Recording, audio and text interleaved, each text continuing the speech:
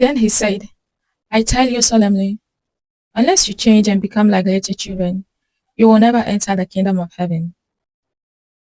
And so the one who makes himself as little as this little child is the greatest in the kingdom of heaven.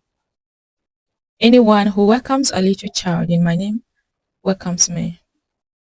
Matthew chapter 18 from verses 1 to 5, verse 10, 12 to 14. The disciples asked Jesus who is the greatest in the kingdom of heaven, and Jesus says to them, unless you become like little children, you will not enter the kingdom of heaven. What is this telling you and I? Unless we have this childlike trust behavior, we will not enter the kingdom of heaven. Because if we want to enter heaven like adults, that means we are selecting things that we want. We are even deciding for God. But being like child is having total trust in God, relying in God's mercy, trusting God in everything. And he said, that is when you enter heaven. Jesus also says, when you welcome a little child, you are welcoming me. How good are we to children? And the children that we're talking about is not just maybe the little ones.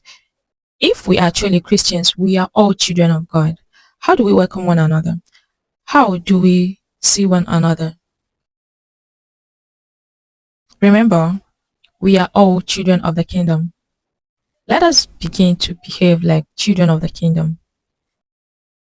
Because we want to go to heaven, Jesus is telling us today that we should begin to see ourselves as children and not as adults. When we begin to see ourselves as children, then we are closer and closer to heaven.